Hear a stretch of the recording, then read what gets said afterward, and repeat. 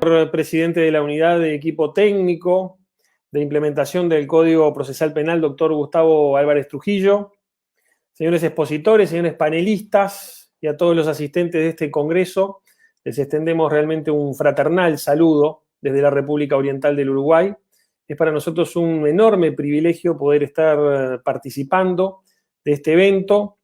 Realmente nos congratulamos de poder estar aquí, no porque nos sintamos un modelo a seguir en absolutamente nada, no somos ejemplo, pero sí entendemos la gran utilidad que tiene que podamos compartir nuestras distintas experiencias, lo que hemos vivido en cada uno de nuestros países, lo que estamos viviendo incluso en estas épocas tan especiales, el hecho de que podamos compartir esas experiencias y podamos aprender y también capitalizar las experiencias de los demás. Así que para nosotros es una oportunidad que nos sentimos realmente muy felices de poder participar y esperamos poder aportar nuestro granito de arena a lo que es esta difusión de conocimiento que se logra a través de este Congreso Internacional Virtual de Derecho Procesal Penal. Hecha la presentación y el agradecimiento correspondiente, vamos a compartir brevemente un PowerPoint para poder ordenar un poco la presentación. Queremos comentarles un poco lo que ha sido nuestra experiencia, nuestro derrotero a través de la reforma procesal penal, que ha entrado en vigencia en Uruguay a partir del 1 de noviembre del 2017. Hemos transitado hacia un código de proceso penal que consagra un sistema acusatorio, adversarial, oral y público. Y la ley que de alguna manera estableció este nuevo código es la ley 19.293, que fue sancionada el 19 de diciembre del 2014 y que ya lleva 4 leyes con modificativas. Y este nuevo Código de Proceso Penal se ha consolidado luego de un extenso proceso de discusión de muchísimos actores, donde ha participado, por supuesto, activamente el Poder Judicial, la academia y también el sistema político. Y ha sido un sistema que se propuso y fue aprobado con un apoyo de todos los partidos políticos en su conjunto. Es decir, ha habido un encolumnamiento de todo el sistema político y de todo el Estado detrás de esta reforma que se entendió tan necesaria. Y por supuesto, como todo proceso de reforma, ha significado importantes desafíos. Desafíos que en la presentación de esta tarde los circunscribiremos a los desafíos referidos a la conversión de los nuevos roles de cada uno de los actores en este nuevo proceso, en la necesidad de generar un proceso de inducción hacia la ciudadanía y a la prensa en relación al nuevo modelo procesal penal, también el plan de proyecto que llevó adelante el Poder Judicial y haciendo foco también, porque es también parte de la temática de este congreso, el hecho de cómo la tecnología ha aportado mucho más allá del ser un soporte simplemente al nuevo cambio en el proceso penal, a hacer algo que realmente se convirtió en un factor estratégico, en un factor viabilizador de muchas de las propuestas que llegaron a partir del nuevo proceso. El Poder Judicial puso en marcha un plan de acción muy ambicioso para poder llegar a concretar todo lo que la reforma implicaba. Y allí el Poder Judicial conformó un grupo coordinador para la implantación del nuevo Código del Proceso Penal. Un grupo de coordinación que está integrado por magistrados, por defensores y por también componentes de la administración, de los servicios de administración, de los servicios de justicia. Es importante destacar que en el Poder Judicial de la República Oriental del Uruguay, la Defensoría Pública es parte del Poder Judicial. Esos servicios dependen del Poder Judicial, por eso fue fundamental también contemplar desde el Poder Judicial esa visión. Y todo esto con reporte directo a la Suprema Corte de Justicia, es decir, este grupo trabajaba directamente en coordinación con la propia Corte. Este grupo trabajó en la elaboración de un plan director, un plan que de alguna manera dejó allí plasmado todo el proceso necesario para transformar al Poder Judicial que funcionaba con un viejo código a un Poder Judicial que podía funcionar con el nuevo código incorporando allí o previendo todos los recursos, los procesos propios de transformación, de capacitación y el nuevo modelo de funcionamiento. Plan que se hizo con una visión global, abarcando absolutamente a todas las áreas y a cada uno de los componentes del cambio, y también con una visión sumamente integradora, donde también hubo un importante aporte de las distintas organizaciones de trabajadores, organizaciones sindicales, de cada uno de los trabajadores del Poder Judicial, y también en un proceso de revisión permanente, ya que este plan tuvo distintas versiones a medida que se iba de alguna manera trabajando en su implementación y se encontraban nuevos aspectos a mejorar. También se establecieron determinados hitos de verificación tanto a la interna del Poder Judicial, pero también con los demás actores que participaban de esta enorme transformación, que eran la Fiscalía General de la Nación y también el Ministerio del Interior. Y con una comunicación continua con cada uno, no solamente en la interna, sino además hacia afuera.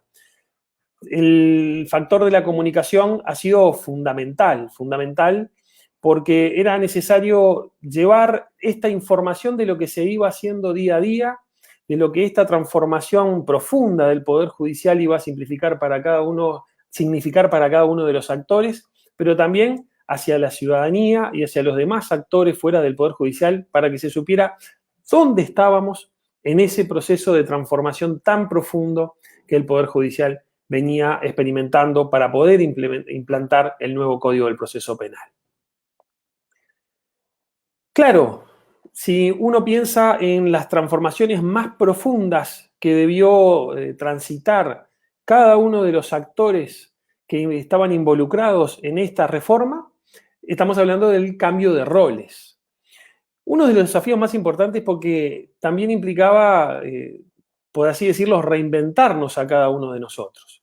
Era procesar un efectivo cambio en los roles, pero con los mismos actores. Y allí es donde viene una de las complejidades más importantes de estos cambios, y lo habrán experimentado cada uno de ustedes en sus países. Cuando nosotros estamos acostumbrados a llevar adelante una determinada función, quizás durante muchos años, donde nos acostumbramos a pensar de determinada manera, a actuar y relacionarnos con otros actores con determinados protocolos, y cada uno desde su función, es muy difícil que ahora las mismas caras tengan roles completamente distintos, porque obviamente siempre la costumbre es la que termina aflorando. Así que allí pasamos por un profundo proceso de construcción de los nuevos roles, no solamente a nivel de las instituciones, sino también a nivel de las personas. Y esto lo tuvimos que hacer con una fuerte integración, porque el cambio de cada uno de nuestros roles también implicaba cambios en los roles de los otros.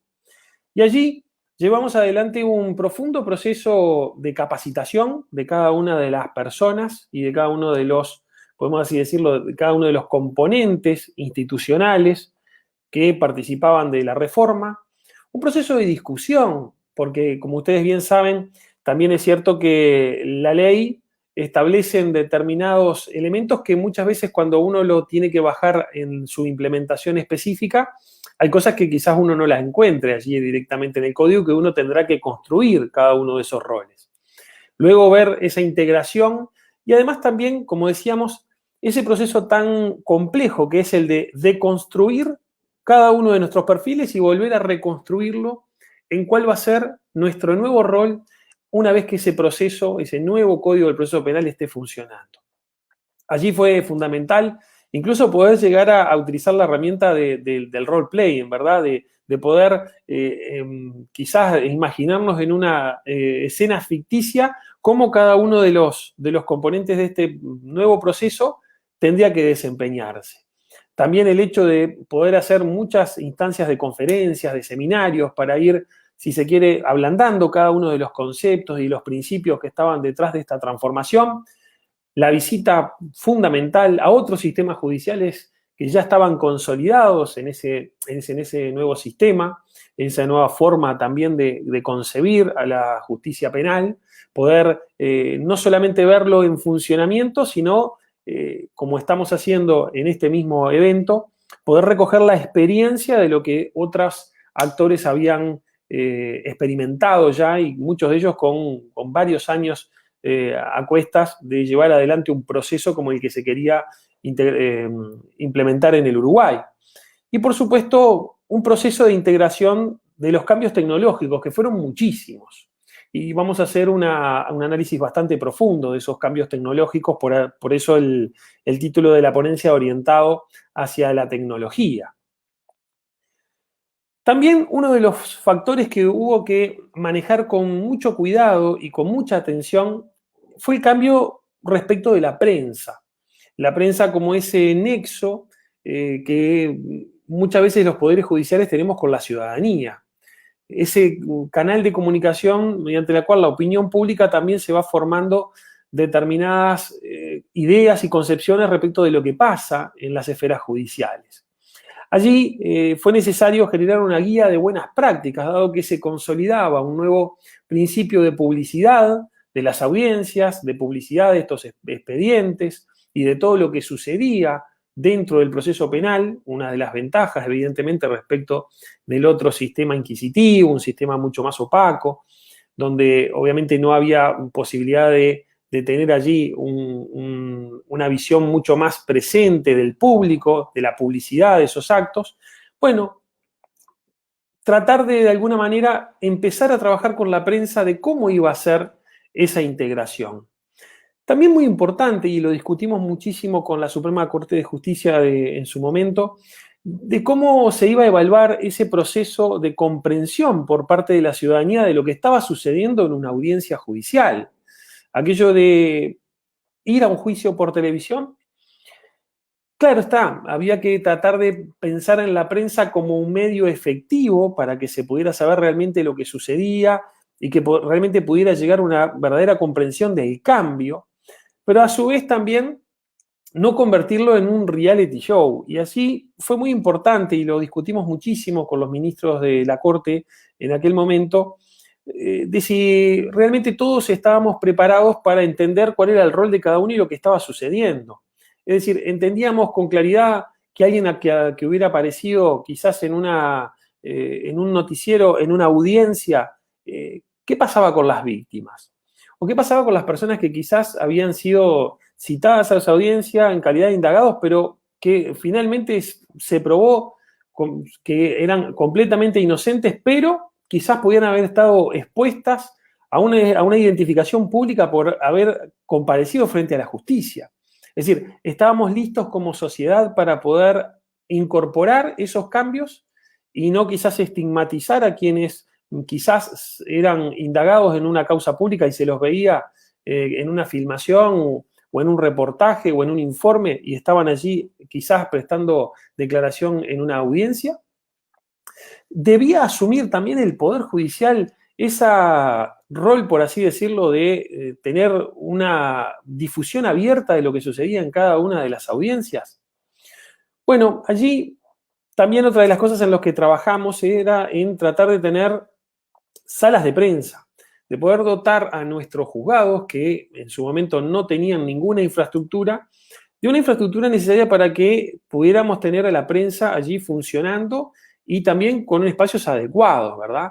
Y ser receptivos a los planteos de la prensa, qué espacios necesitaban para poder trabajar y qué medios técnicos les podíamos dar para facilitarles precisamente muchas veces el tomar imágenes o el acceder a la información en tiempo real. Pero lo cierto es que este concepto de la publicidad del proceso, elevado como a rango de principio, tendría que verse o considerarse toda vez que corresponda integrar o interpretar la norma procesal. Porque, por supuesto, que, como hoy decíamos, en ese cambio de roles, la integración de ahora esta nueva publicidad no era algo sencillo para los operadores judiciales. De hecho, en el Poder Judicial, tanto jueces como defensores o incluso fiscales no estaban acostumbrados a esa publicidad. Entonces ahora, ¿cómo teníamos que integrar ese elemento? También lo que nos pasó es que si bien las agendas de audiencias fueron públicas y se esperaba afluencia de público y de hecho se dispusieron salas de audiencia con también aforo para que el público pudiera acceder a las mismas, lo cierto es que no hubo público interesado en acceder más allá de quizás de algún que otro estudiante de Derecho, o si de pronto casos muy enigmáticos o casos muy importantes desde el punto de vista mediático. Pero salvando esas excepciones, no ha habido por parte de la ciudadanía un interés sobre lo que ha sucedido o lo que sucede en cada una de las audiencias y por ende la presencia de público es bastante poco frecuente. Lo cierto también es que la infraestructura edilicia para ser pensada con esos principios de publicidad tampoco era adecuada, lo cual fue realmente un problema a la hora de incorporar este concepto de la publicidad y de que el público pudiera formar parte también de los procesos. Y lo cierto es que en etapas tempranas de la implementación del nuevo Código del Proceso Penal tuvimos mucha ausencia de juicios porque casi todos los procesos se terminaron resolviendo por la vía del proceso abreviado, del acuerdo. Y siempre fue necesario tratar de hacer un uso adecuado. La ley en el artículo 138 les generaba a los jueces la posibilidad de alguna manera, en casos justificados, eliminar esta publicidad o el acceso de público, pero siempre haciéndolo de una manera ponderada. Así que fue realmente para nosotros todo un proceso el tratar de que la prensa nos acompañara en esa transformación y a través de la prensa también se tratara de informar a la ciudadanía y de educar a la ciudadanía en general de cada uno de los componentes de este cambio. Por eso me parece importante poder compartirles un video que se hizo en conjunto con todas las instituciones que participaron de esta reforma y que precisamente se utilizó a referentes de la prensa de la República Oriental del Uruguay para que explicaran a la ciudadanía cuáles eran los componentes más importantes de este cambio. Voy a intentar transmitir el video. Si no se llegara a escuchar el audio, por favor, les pido que me avisen allí desde el control.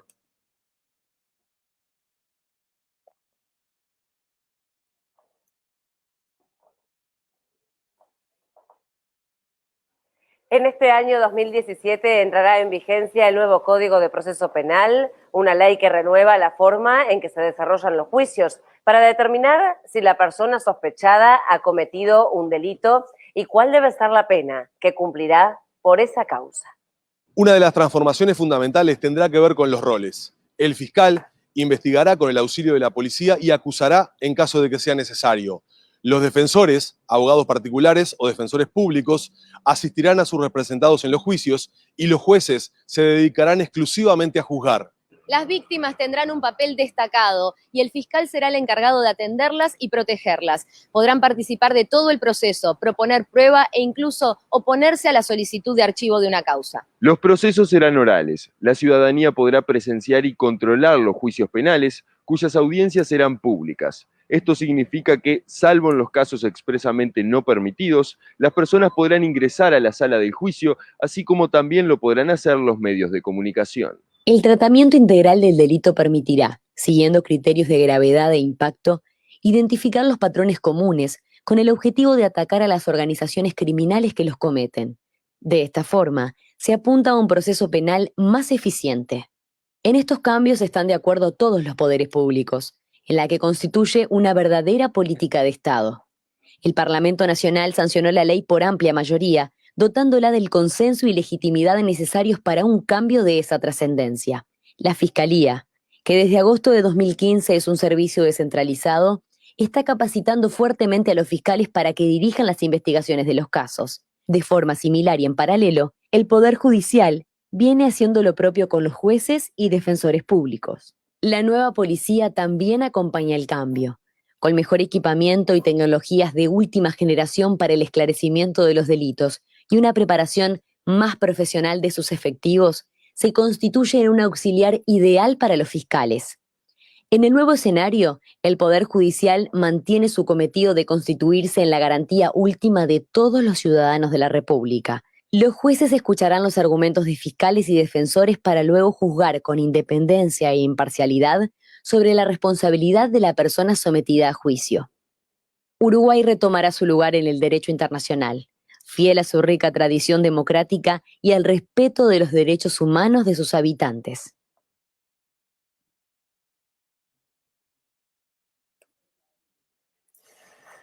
Así que fue fundamental entonces tratar de que la ciudadanía entendiera, pero también la prensa, como ese nexo tan importante, todo lo que comprendía desde el punto de vista conceptual este cambio. Pero claro está, también teníamos una fuerte apuesta en el cambio tecnológico. Y aquí siempre tratamos de ver a la tecnología como una clave estratégica, no como un mero soporte a la operativa, sino tratar de pensar en qué cosas la tecnología podría llegar a ser una clave diferencial para este cambio.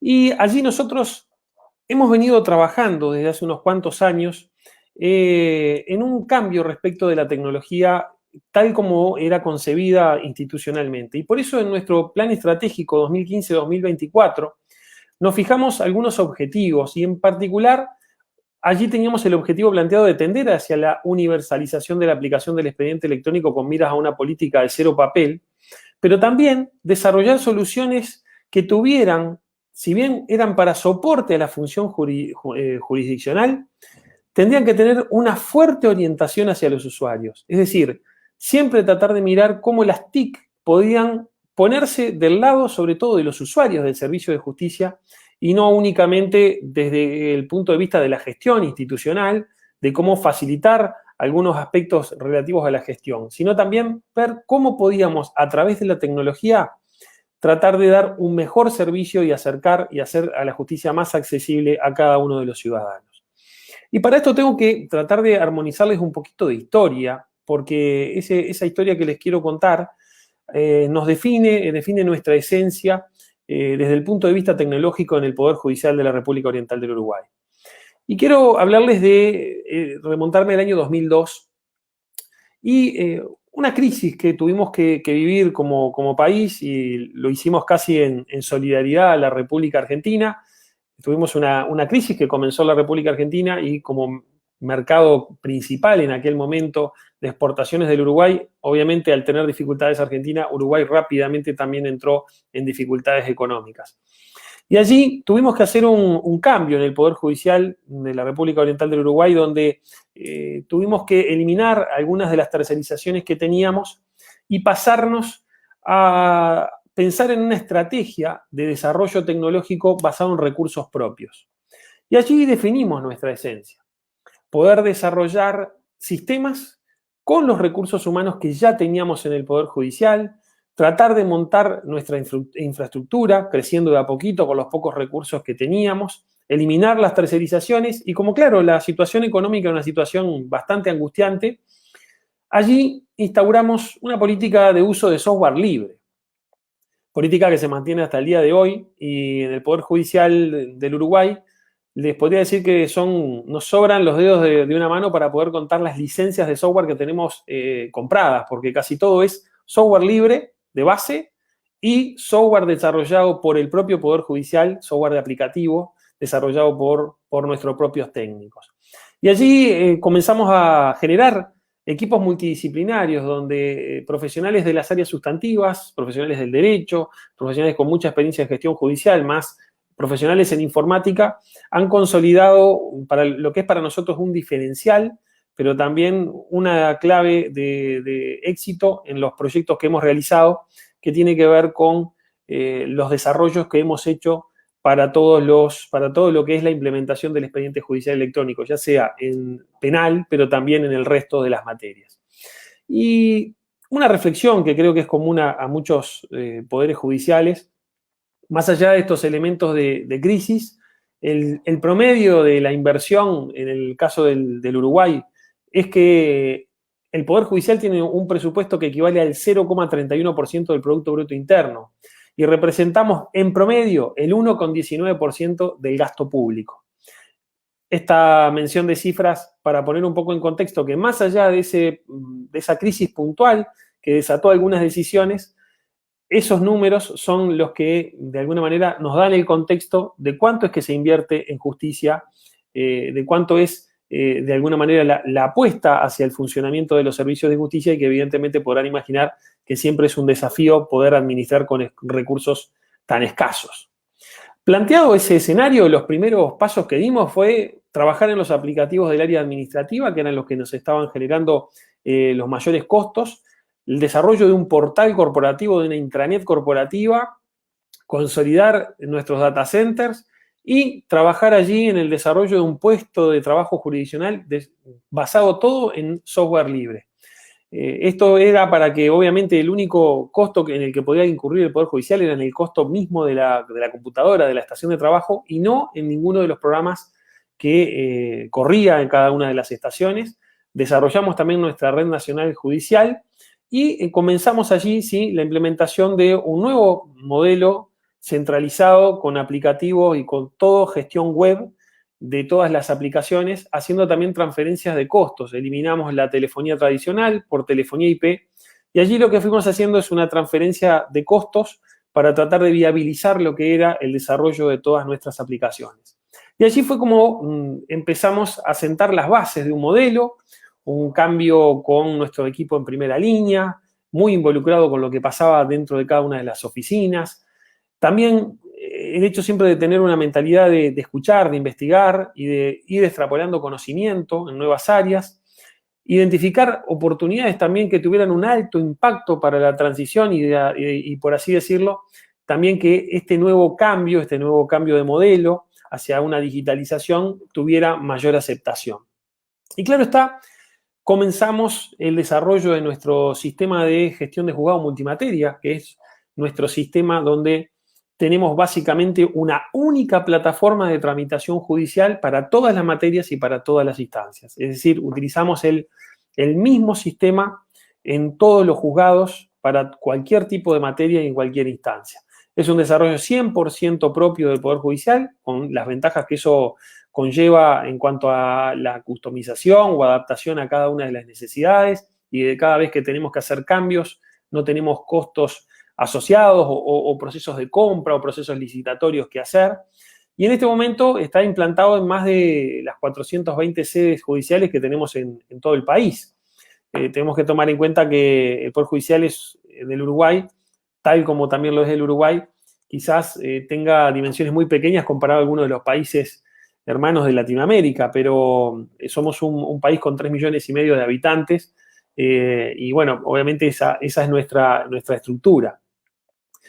Lo cierto es que este sistema soporta la gestión de 100% electrónica del expediente judicial, tiene muchos de los componentes que ustedes estarán acostumbrados a ver en este tipo de sistemas, con tramitación guiada, con firma digital avanzada, que en el caso del Poder Judicial utilizamos el DNI electrónico. También con integración nativa de escáneres, es decir, tenemos equipamiento de digitalización de documentos papel que corre nativamente en el propio escáner, el propio sistema de gestión. Tenemos un sistema de registración de audio y video también integrado de forma nativa a nuestro sistema de expediente digital, porque también desarrollamos nuestro sistema de registración de audiencias, les hablaré un poquito de eso más adelante, y con una fuerte interoperabilidad, una fuerte interoperación de los sistemas, tanto en la interna como en la externa. Es decir, por así decirlo, todo lo que es integración de datos de las bases de datos propias que están dentro del Poder Judicial y también la interoperación con otros actores de la administración pública. Y, por supuesto, acceso de manera remota, lo que ha sido el uso corriente que le hemos dado en estas últimas épocas donde se ha transformado nuestro escenario de trabajo. Y por último, algo que nosotros hemos defendido muchísimo y creemos también que ha sido clave en el éxito de aceptación de estos cambios tecnológicos, es que el proceso de implantación, el proceso de llevar e implantar este sistema en una sede judicial, lo hacemos con equipos jurisdiccionales. No son informáticos, no son técnicos en informática lo que hacen esto, sino personas del ámbito jurisdiccional que lo hacen in situ en cada una de las sedes y lo han hecho siempre en un proceso controlado. Un capítulo especial para la interoperabilidad en el caso del nuevo CPP. Para el caso del nuevo CPP, la interoperabilidad de los sistemas fue clave en el modelo, tanto con la Fiscalía como con la Policía. ¿Por qué? Porque todas las solicitudes que se tramitan en el ámbito del nuevo Código del Proceso Penal se hacen de manera digital. Tanto una solicitud de detención o de allanamiento, una interceptación telefónica o una interceptación de mail, una interceptación legal, también se solicita de manera digital y se tramita completamente de manera digital. Lo mismo las solicitudes de formalización o solicitudes de juicio. Y algo muy importante que es el manejo automatizado de la agenda. Es decir, cuando un fiscal solicita una audiencia de formalización con los plazos que nos plantea nuestro código, 24 horas para que pueda cualquier persona detenida comparecer frente a la presidencia del juez, y con un máximo de 48 horas, si hay una extensión aprobada por el juez, tenga que presentarse allí la formalización. Al presentarse, la asignación del juez, que se conocería comúnmente en América como el juez de garantía, es una asignación aleatoria, y la fijación de la audiencia, el horario, el lugar, es absolutamente automatizado por el sistema. De esta manera, los jueces que están actuando de garantía, digamos, con ese rol, el sistema automáticamente le va agendando cuáles son las audiencias que van teniendo y en qué sala de audiencia debe tomar esa audiencia de manera absolutamente automatizada y con los controles de plazos también automatizados por sistema. También tenemos nuestro Sistema Nacional de Pericias, dado que los peritos que trabajan tanto para Fiscalía como para la Defensa Pública, esos servicios periciales hoy están también bajo la órbita del Poder Judicial, así que todo lo que es solicitud de pericias y la respuesta automatizada, digamos, y la respuesta digital de cada uno de los informes periciales se hace también a través de un sistema informatizado que está integrado de forma nativa con el sistema de gestión del juzgado. Lo mismo el acceso o, digamos, la interoperabilidad con el sistema de gestión de la seguridad pública, que es el sistema de la policía. También la integración de notificaciones electrónicas y la ventanilla única judicial, que es el instrumento por el cual los operadores jurídicos pueden acceder a cada uno de los expedientes y tener seguimiento en tiempo real de la tramitación. Así que la interoperabilidad ha sido otra de las claves para pensar la instrumentación de este código de una manera distinta, de una manera 100% basada en la tecnología, pero que además da enormes garantías no solamente de trazabilidad, de transparencia, sino de automatización. Algo importante que para nosotros ha sido siempre clave es que para llegar a tener un sistema de gestión, digamos, 100% de expediente digital, lo hemos hecho en una implementación gradual, en etapas. Tratamos de que sea la tecnología la que sustenta el concepto y no al revés, que sea el concepto que tenga que adaptarse a la tecnología, ¿no? Sino justamente tratar de forzar la tecnología para que las máquinas trabajen para nosotros y no tener que cambiar los procesos a la medida de lo que nuestras capacidades informáticas nos permitan. Obviamente, la interoperabilidad, como decíamos, a fin de eliminar o facilitar tareas y buscar también muchos aliados en la maduración de este concepto. Y tratar de tener justamente mucho cuidado con los rezagados tecnológicos. ¿Por qué decimos esto? Porque el cambio lo tenemos que hacer mirando a todos los actores. Si nosotros avanzamos demasiado en determinados elementos tecnológicos que a la postre tienen que interactuar con otros estamentos o con otras reparticiones del Estado que están en otras, podemos decir así, en otro estado de maduración informático, lo que nos va a terminar pasando es aquello del efecto Galileo, es decir, nosotros vamos a terminar pensando únicamente que el Sol es el centro del universo, mientras los demás todavía están con otro modelo de cómo funciona nuestro universo. Y seguramente vamos a estar completamente desconectados. Así que tenemos que tener mucho cuidado de aquellos que van rezagados tecnológicamente y tomarlos en consideración, porque si no, ellos nos van a marcar la agenda del avance.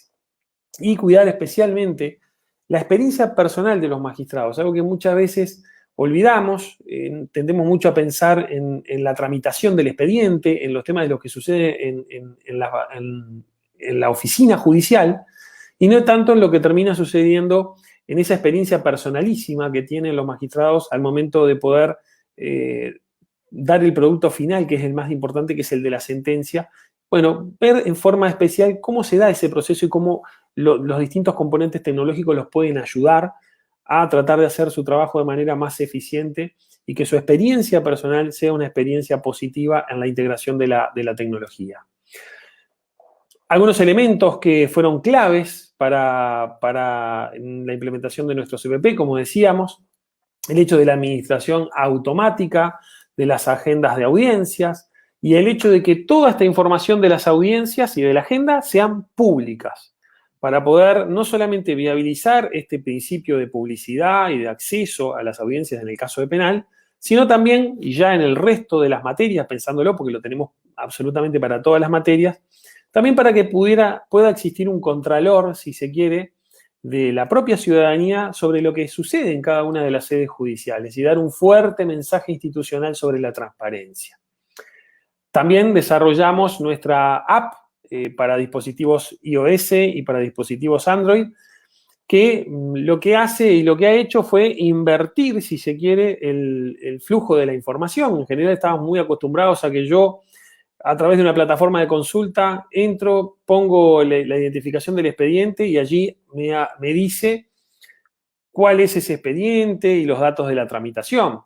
Bueno, nosotros con esa misma información lo que hicimos fue tratar de capitalizar este activo digital e invertir el flujo de información y una vez que a la persona le interesa determinado expediente, suscribirse a la tramitación y ahora es el dispositivo el que me avisa a mí cuando hay cambios en la tramitación para que yo no tenga que estar todo el tiempo consultando.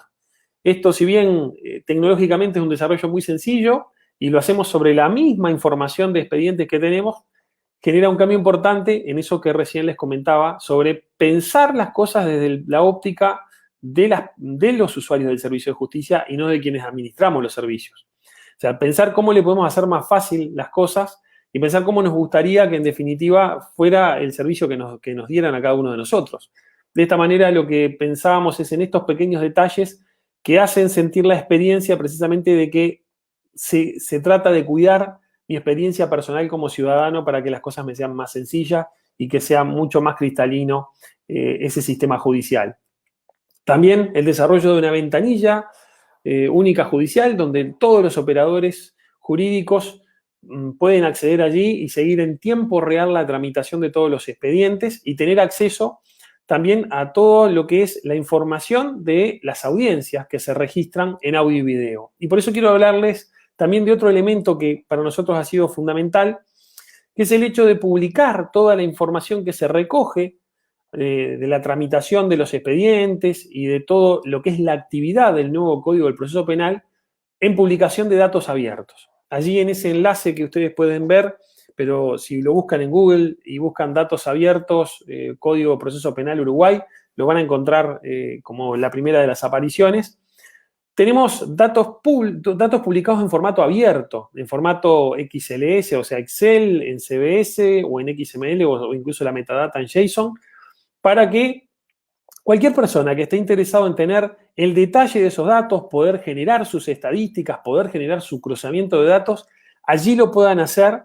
Y esto es muy importante justamente para respaldar esta supervisión pública, tanto de los estados como de los gobiernos, aportando estos mayores niveles de transparencia al punto de dejarle los datos disponibles para que cada uno de los ciudadanos pueda hacer el cruzamiento o la investigación de datos que entienda necesario.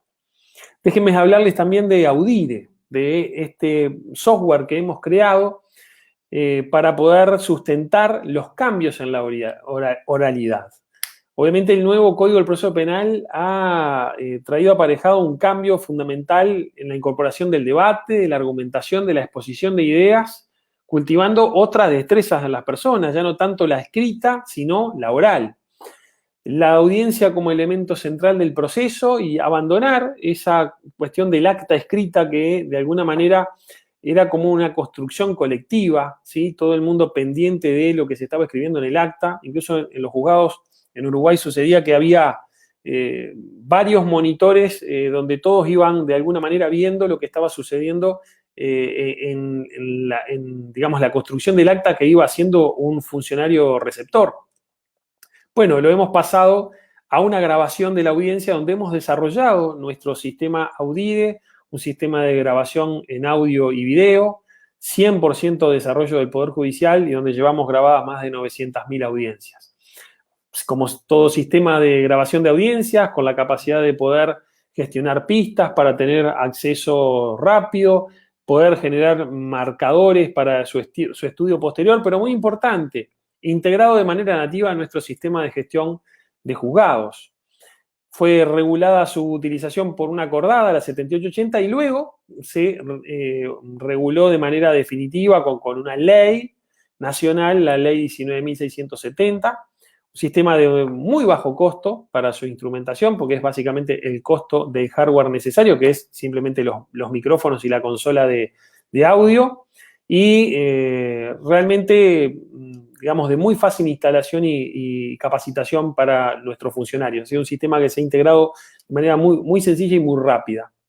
Y obviamente con muchísimas ventajas, como lo es la naturalidad, la fluidez, la integridad de toda obviamente lo que sucede dentro de una audiencia, pero también con el desafío de poder tener que desarrollar nuevas destrezas para poder no solamente llevar adelante las audiencias, sino sobre todo en la segunda instancia, cuando se necesita quizás revisar lo que sucedió en una audiencia, tenemos la ventaja de tener el registro entero, fidedigno, pero ya aquellas destrezas que había en la lectura de un expediente físico, ahora hay que generar las propias para poder todo aquello extraerlo, sí, de una grabación en audio y video. Y le dimos también nuevos usos al sistema Audire en esa capacidad creadora que hemos desarrollado de generar nuestras propias soluciones. Hemos hecho, si se quiere, modelos portátiles de este sistema, tanto para utilizar en cabinas de testigo protegido, un testigo protegido portátil, incluso tenemos una aplicación de cámara Gesell portátil, y también el hecho de la integración de la videoconferencia en audiencia. Allí quería simplemente marcarle algunos de los números de lo que hoy movemos desde el punto de vista informático y decirles que nuestro costo anual total de la operación informática para todo el Poder Judicial, incluyendo todos los sueldos, las remuneraciones de los 100 profesionales informáticos, más los costos de funcionamiento, que como le decíamos no tenemos costos de licenciamiento, eso es lo que nos permite que con 3.9 millones de dólares le demos absoluta soporte a todo lo que es el funcionamiento informático del Poder Judicial. Quería brevemente repasar algunos conceptos o algunos acuerdos conceptuales que tuvimos previos a la pandemia en toda esta experiencia de transformación digital. Como decíamos, primero, hacer los cambios que la tecnología nos permite, pero también muy importante que nuestra mente, nuestra cultura, tenga la posibilidad razonable de digerir. Si no, nuevamente lo que nos va a pasar es que la tecnología de alguna manera nos va a resultar como una imposición. Entonces tenemos que cuidar mucho en qué momento están cada una de las personas, de cada uno de los actores de nuestra organización para tratar de ayudarlos en ese crecimiento, en esa adopción. Nunca la tecnología por la tecnología, nunca usar una tecnología porque nos parece innovadora o porque parece ser que esa tecnología es lo que se está volviendo furor en determinadas latitudes o porque ha sido una buena experiencia en otro lugar. Tenemos que tratarnos los pies en la tierra y en nuestra realidad. Resistir también la tentación de decretar los cambios, de que por un acto acordado de la Suprema Corte o por una norma, bueno, pongamos un verticalazo y la gente tenga que verse obligada a utilizar determinadas cosas. Tenemos que tener mucho cuidado con eso. Si ese es el único medio que nosotros tenemos para inducir el cambio, bueno, seguramente hemos pensado mal el proceso de cambio. Algunos siempre tratar de ir por modelos evolutivos, siempre que sea posible, y tratar de asumir nuestro rol de jugadores infinitos.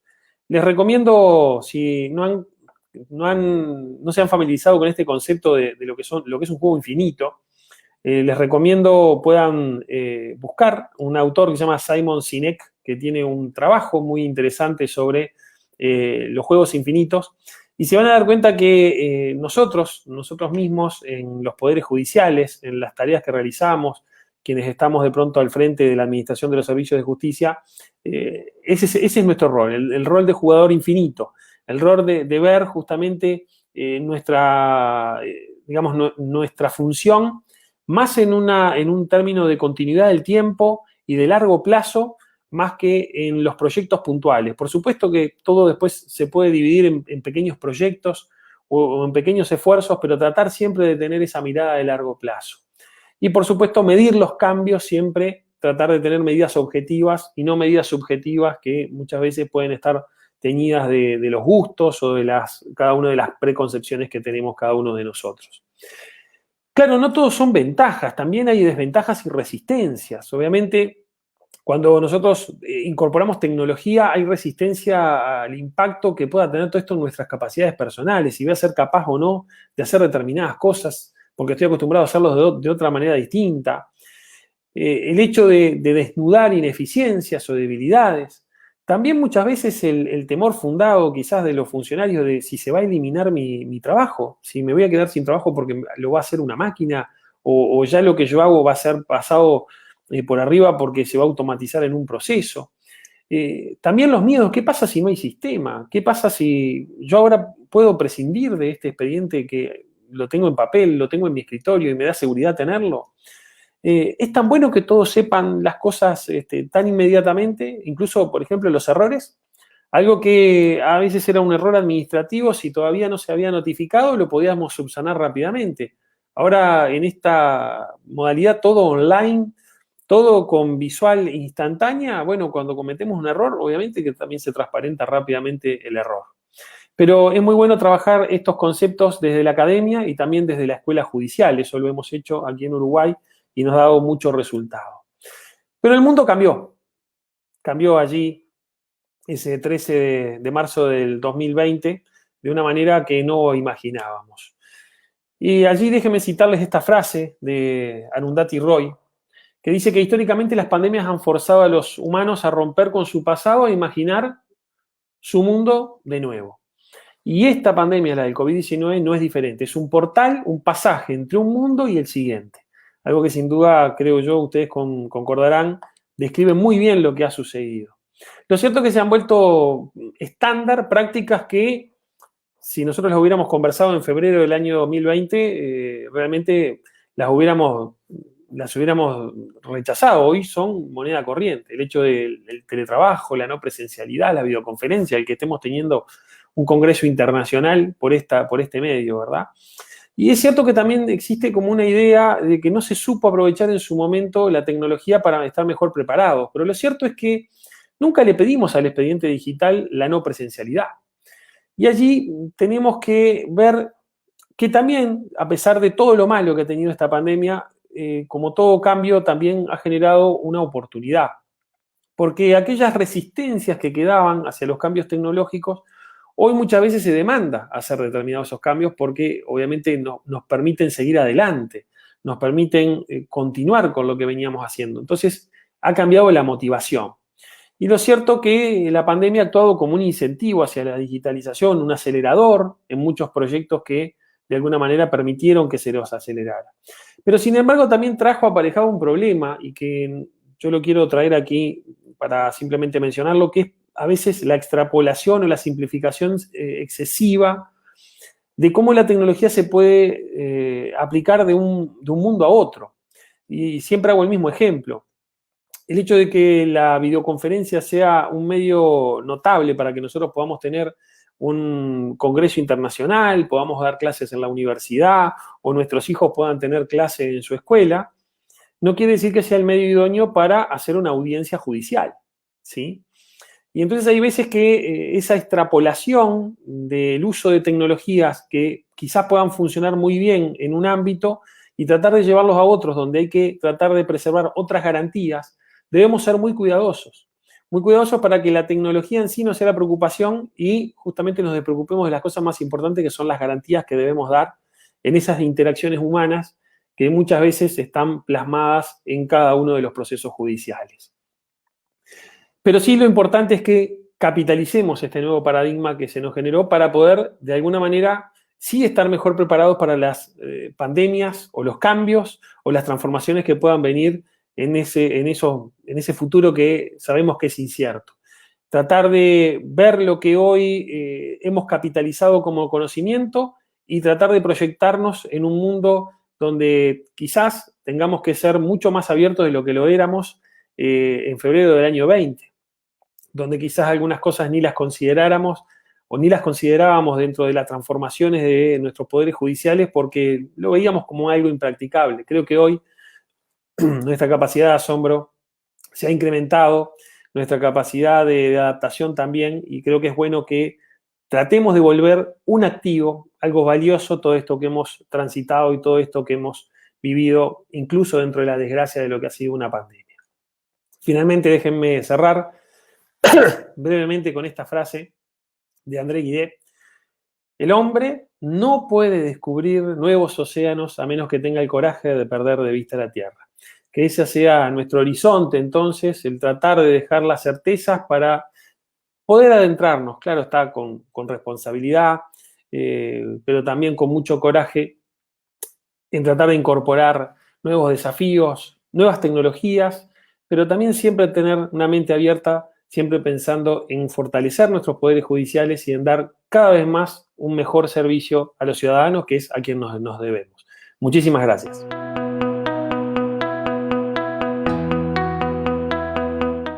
De igual manera, felicito al ingeniero Marcelo Pez, quien ha compartido con nosotros la experiencia uruguaya de desarrollo e implementación de mecanismos tecnológicos en la reforma procesal. Este tema de la implementación de tecnologías de la información está estrechamente ligada a la reforma procesal penal. En tanto, el empleo de tecnologías tiene la capacidad de agilizar procedimientos, así como de brindar mayores facilidades de acceso y conectividad a los usuarios, es decir, a los ciudadanos. Por ende, la relevancia de las tecnologías de la información no debe ser vista solo por su finalidad de lograr mayores índices de eficacia y eficiencia en los procesos penales, sino que también permiten potenciar y optimizar las garantías de los nuevos modelos procesales. Es decir, también influyen en dar mayor alcance y participación para el ejercicio de los derechos de los ciudadanos, coadyuvando a la realización de prácticas democráticas. En suma, la gestión de las tecnologías de la información influye en el grado de eficacia del proceso penal. También influye para potenciar las garantías del proceso penal al aumentar las posibilidades de intervención de los ciudadanos en los asuntos jurisdiccionales públicos a través de lo que se ha venido denominando ágora virtual, convirtiendo a la audiencia en el elemento central del proceso y de la reforma.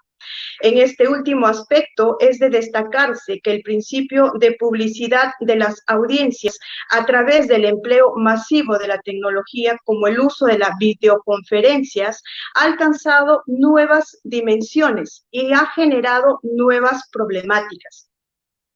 En este punto creo que es importante destacar el camino seguido por la reforma procesal en Uruguay y poner de relieve la experiencia de la implementación del sistema de notificaciones electrónicas, de los sistemas de gestión en los despachos de los órganos de justicia, la ventanilla única judicial disponible las 24 horas, el criterio de unidad de la numeración de los expedientes en todas las instancias judiciales, la agenda electrónica, el desarrollo de un app para la tramitación y seguimiento del expediente en tiempo real, los sistemas automatizados de plazos y pericias y otros que coadyuvan al acortamiento de los plazos y facilitan los procedimientos jurisdiccionales.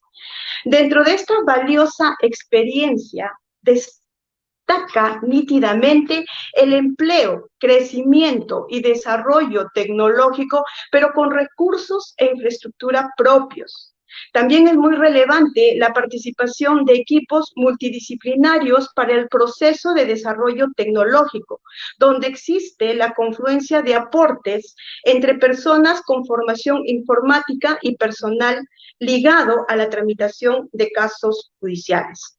En nuestro medio se ha venido implementando una transformación digital gradual. Actualmente los cuadernos y expedientes aún se vienen tramitando en blanco y negro mediante el uso de papel, pero se ha avanzado en la digitalización en relación a la descarga de actos procesales, aunque aún no de todo el expediente. El empleo de la firma electrónica en el Poder Judicial también se ha avanzado en el registro informático sobre el seguimiento de los casos. Así, actualmente en nuestro medio hay una coexistencia entre el papel y los archivos digitales, que deberá avanzar progresivamente hacia la preponderancia de lo digital.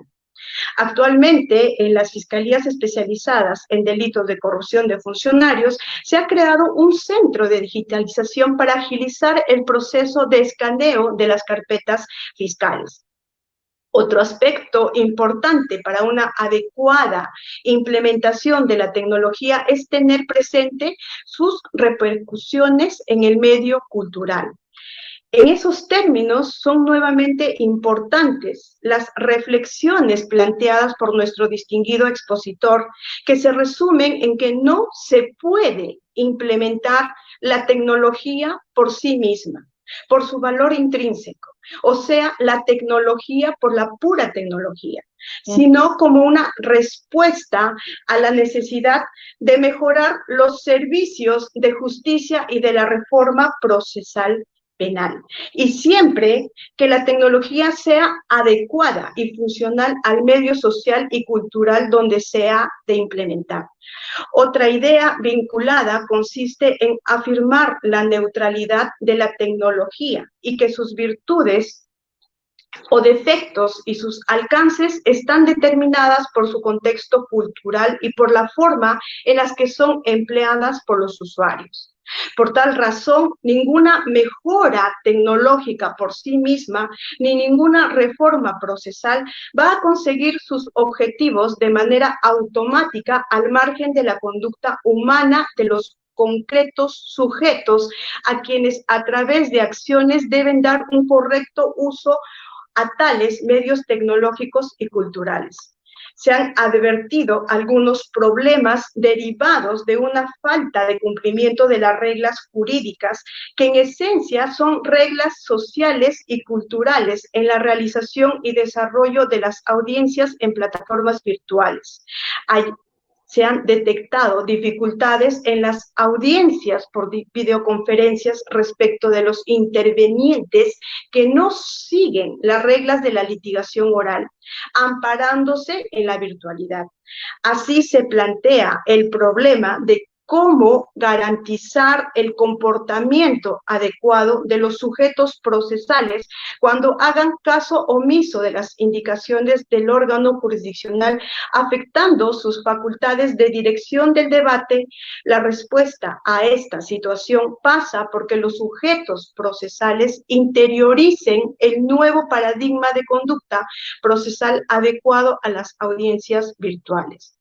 Otra dificultad tiene que ver con las declaraciones de los acusados y órganos de prueba en general, quienes muchas veces faltan a la espontaneidad de sus declaraciones a través de videoconferencias, amparados nuevamente por no estar en un lugar físico bajo control directo e inmediato de los magistrados en una sesión no presencial.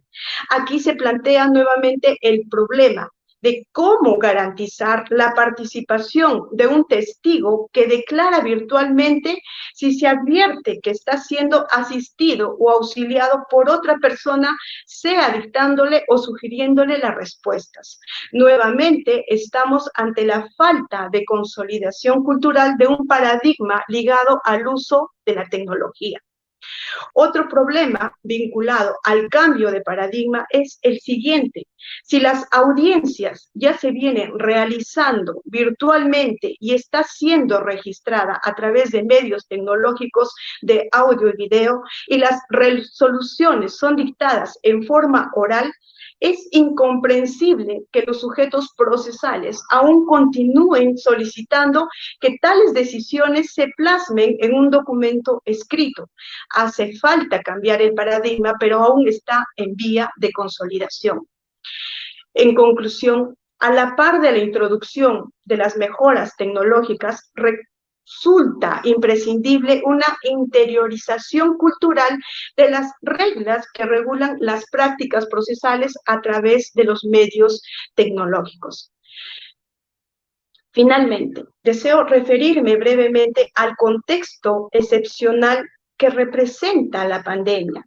Esta situación fortuita de la pandemia ha producido cambios en las prácticas sociales y ha consolidado el posicionamiento preferente del empleo de los medios tecnológicos y digitales. Antes solo se empleaban videoconferencias para temas de cooperación internacional, como las declaraciones de testigos que se encontraban en otros países, para casos de sujetos recluidos en los centros penitenciarios y para las declaraciones de los colaboradores eficaces o testigos protegidos. Hoy, el empleo de los medios tecnológicos ha pasado de ser una excepción a ser una regla general. Por último, la pandemia para la reforma procesal penal en nuestro país se ha convertido en una oportunidad para desarrollar fortalezas, puesto que ha adelantado su puesta en vigencia y ha propiciado la utilización masiva de los medios tecnológicos. Y con eso estaría acabando mi disertación. Muchas gracias por su atención.